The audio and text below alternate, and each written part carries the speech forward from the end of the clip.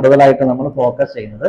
അങ്ങനെ പറയുമ്പോൾ സാധാരണഗതിയിൽ നമ്മുടെ സ്പൈനിനെ 5 ഭാഗമായിട്ട് തിരിച്ചു പറയാറുണ്ട് അല്ലെ. കഴുത്തിന്റെ ഭാഗത്തെ സെർവിക്കൽ സ്പൈൻ എന്ന് പറയും, പുറം ഭാഗത്തെ തൊറാസിക് സ്പൈൻ എന്ന് പറയും, നടുഭാഗത്തെ ലംബാർ സ്പൈൻ എന്ന് പറയും, അതിന്റെ താഴെ സാക്രം, പിന്നെ ഇങ്ങനെ 5 ഭാഗമായിട്ട് തിരിച്ച് പറയാറുണ്ട്.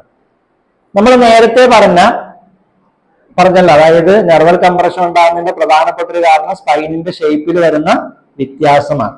അപ്പോൾ സ്പൈനിന്റെ ഷേപ്പിൽ വരുന്ന വ്യത്യാസം നമുക്ക് തിരിച്ചറിയണമെങ്കിൽ ആദ്യം എന്തറിയണം? സ്പൈനിന്റെ ഒറിജിനൽ ഷേപ്പ് എന്താണെന്ന് അറിയണം. എങ്കിൽ മാത്രമേ എന്ത് വ്യത്യാസമാണ് അതിൽ വന്നതെന്ന് അറിയുള്ളൂ. അപ്പൊ സ്പൈനിന്റെ ഒറിജിനൽ ഷേപ്പ് എന്ന് പറയുന്നത് സാധാരണഗതിയിൽ സ്പൈനിന് 5 ഭാഗമുണ്ടെങ്കിലും ഷേപ്പ് വ്യത്യാസം വരുന്നത് 3 ഭാഗത്തെ വരുള്ളൂ. 5 ഭാഗം സ്പൈനുണ്ടെങ്കിൽ ഷേപ്പ് വ്യത്യാസം എവിടെ വരുള്ളൂ? 3 ഭാഗത്തെ വരുള്ളൂ. എവിടെയെല്ലാം? Cervical, thoracic,